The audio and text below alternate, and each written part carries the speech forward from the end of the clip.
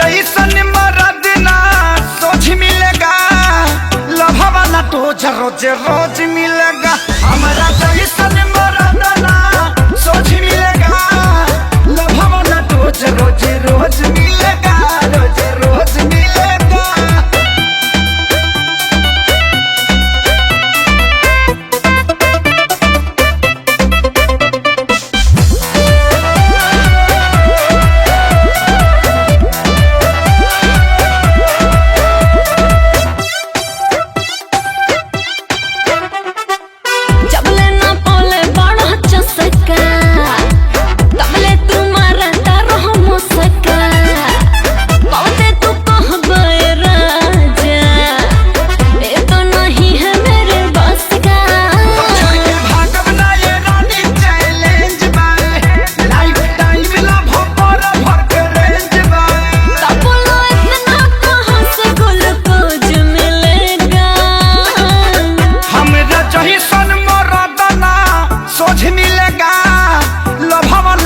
रोज रोज मिलेगा, हमारा जैसन मरद ना सोच मिलेगा, लभवा ना रोज रोज रोज मिलेगा, रोज रोज मिलेगा।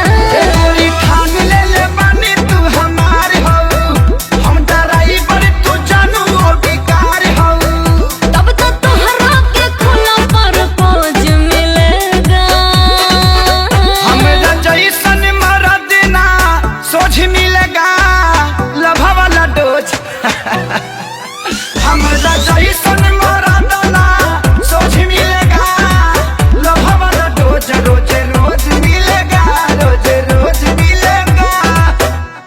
अभी तक दृश्यों से साफ पता चला है कि वो बाप नहीं पाप है। अरे जिस उम्र में नाती पोता के उंगली पकड़ा के दुनिया की अच्छी शिक्षा देनी चाहिए, उस उम्र में एक बाप अगर शादी करे अपने जवान बेटा के रहते हुए, तो उस बेटा को तो धरती फाड़ के घुस जाना चाहिए। तोरा छाती पे चढ़ के बरत जाई, तोरा छाती पे कि अगर तेरा बियाह से हमरा प्रॉब्लम भई त कार्रवाई तोहरो पे होई।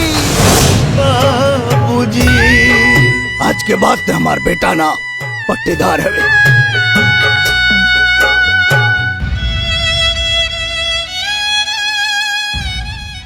हमारा जैसन मरद ना सोच मिलेगा, लभवा ना तो रोज रोज मिलेगा।